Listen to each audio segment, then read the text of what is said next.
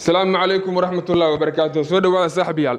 Maanta muuqaalkeena waxaan uga hadli doonaa sidii aad ku soo degsan karto ama aad ku soo download gareysan karto KineMaster aan lahayn watermark. Walaalayaal, KineMaster waa application aad iyo aad u faa'iido badan kaasoo ka caawinaya inaad mobilkaada aad ku jajaratid oo aad ku quruxsatid oo aad ku habeysatid muuqaal aad iyo aad u qurux badan. Walaalayaal, maanta waxaa idin tusaynaa waddo sahlan.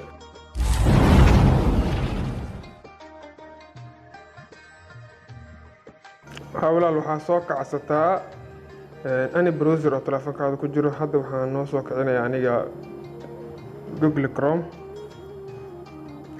wal markaa Google Chrome aad gashid oo ku soo bax meeshan ayaa waxaa ku qoraysaa digitbean.com.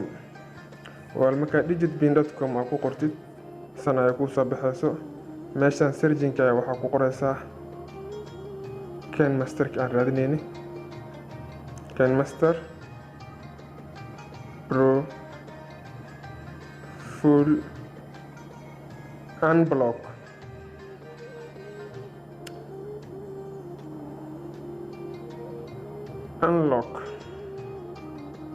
walaal isku hubi meeshaan waxaa inuu ku qortay magaca dhammaystiran. waxaa leedahay KineMaster Pro Full Unlock. markii san ay ku soo baxayso kuwan dhan muhiim ahaan waa ka gudbaysaa.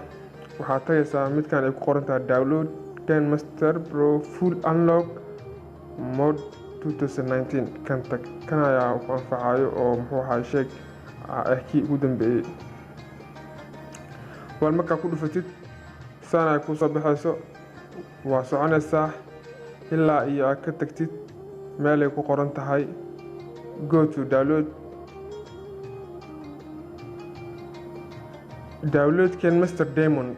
tan waa muhiim meeshaan kor waxaa ku qoran middo remove watermark. muhiimadeena meeshaas waa kana meeshaan ku dhufanaysaa. wal markaa ku dhufatid si toos ah ayuu kugu soo download gareynayaa. soo mujid walaal si toos ayuu kugu soo download gareynayaa. install ayaa leedahay. hadda aniga waa noogu jiraa muhiim ah inaan ku shubano. marka walaal san ayaa ugu soo isticmaalaysaa. waa si sahlan ku heli kartid KineMaster oo aan lahayn watermark.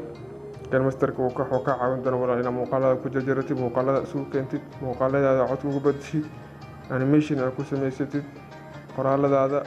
walaal waxaa waaye wuxuu noqon doonaa application aad ku caawiyo oo ku anfaca wax badan ka caawiyo.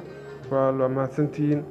walaal fadlan kanaalka waxaa noo saartiin subscribe, like iyo share. soo dhawaada walaal, insha Allah muuqaalo badan oo idin anfacayaan soo gelin doona insha Allah. walaal commentiga noo reeb waxaa naga codsanaysa inaan ka soo hadalno. Assalaamu calaykum waraxmatullaahi wabarakaatuh.